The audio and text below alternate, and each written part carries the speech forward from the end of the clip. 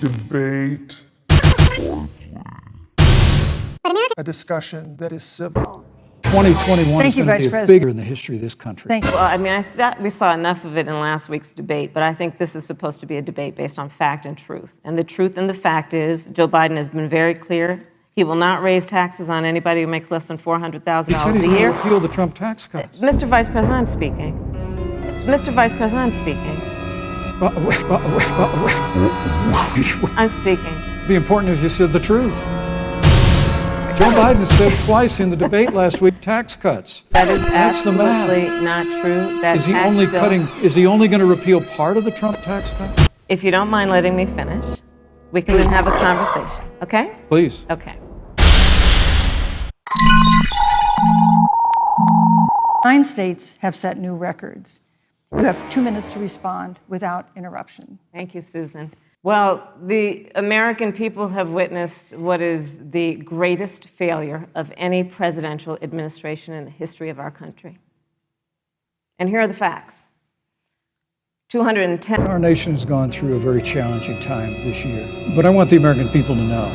Absolutely, and that's why Joe Biden has been so incredibly transparent, and certainly by contrast, the president has not. The one thing we all know about Joe, he puts it all out there. He is honest, he is forthright, but Donald Trump, on the other hand, has been about covering up everything. Thank you, Senator Harris. I want to give you a chance to respond, Vice President. Well, look, I respect the fact that Joe Biden spent 47 years in public life. I respect your public service as well.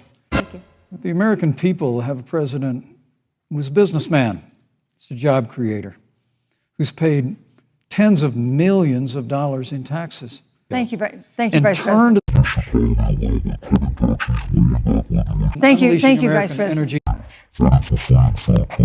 And all of that's thank you, on Vice line President. if Joe Biden. You know, that's a good segue into our third topic. But America, you just heard Senator Harris tell you, on day one, Joe Biden's going to raise your taxes. The things. I mean, right after a time where we're going through a pandemic that lost 22 million jobs at the height. Joe Biden and Kamala Harris want to raise taxes. They want to bury our economy under a $2 trillion Green New Deal. Co-sponsors of in the United States Senate. They want to abolish fossil fuels and ban fracking, which would cost hundreds of thousands of American jobs all across the heartland. 2021 is going to be the biggest economic year in the history of this country. Thank you, Vice President Pence. Senator Harris. Well, I mean, I thought we saw enough of it in last week's debate, but I think this is supposed to be a debate based on fact and truth. And the truth and the fact is, Joe Biden has been very clear. He will not raise taxes on anybody who makes less than $400,000 a year. He said he's going to repeal the Trump tax cuts. Mr. Vice President, I'm speaking. I'm speaking. It'd be important if you said the truth. Joe Biden said twice in the debate last week that he's going to repeal the Trump tax break every single year. Senator, that is absolutely not true. Is he only going to repeal part of the Trump tax cuts? If you don't mind letting me finish, we can then have a conversation, okay? Please. Okay. Joe Biden will not raise taxes on anyone who makes less than $400,000 a year. He has been very clear about that. Toe Biden will not end fracking. He has been very clear about that.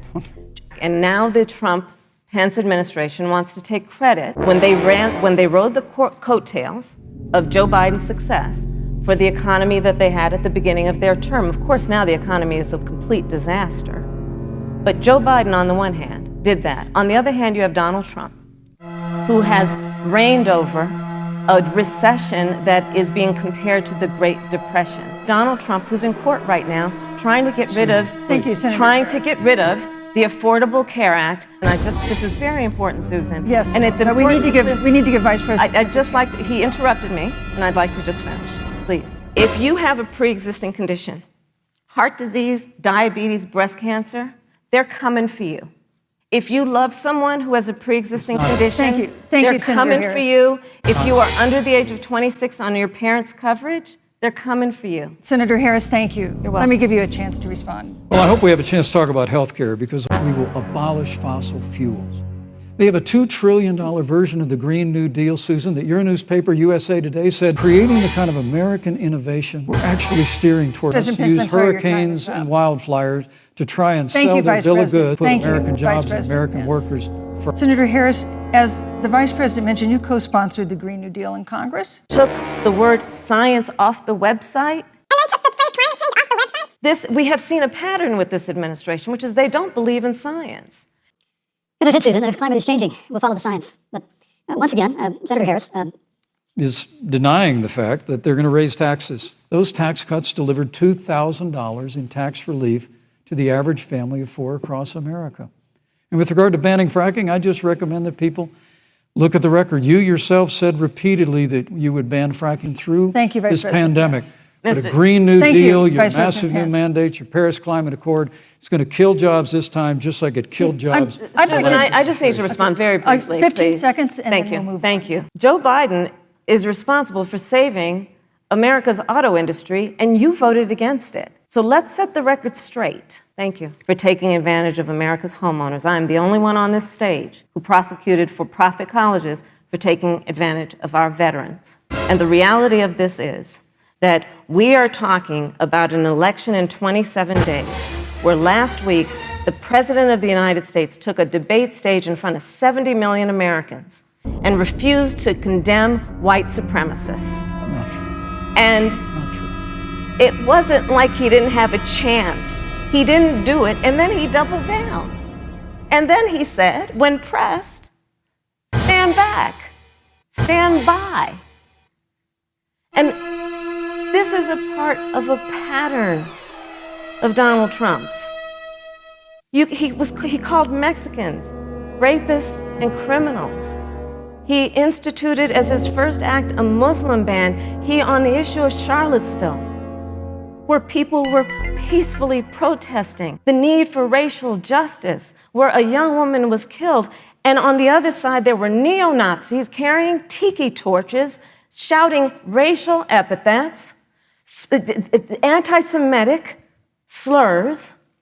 And Donald Trump, when asked about it, said there were fine people on both sides. This is who we have as the President of the United States. And America, you deserve better. Joe Biden will be a president who brings our country together. Senator Harris, and recognizes the beauty in our diversity and the fact that we Senator all Harris, have thank so you. much more in common than what separates us.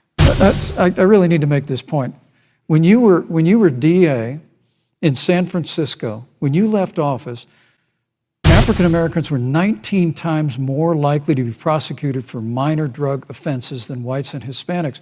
When you were Attorney General of California, Thank you, you Vice President. increased the purport. Recognize that implicit bias does exist, Mr. Vice President, contrary to what you may believe.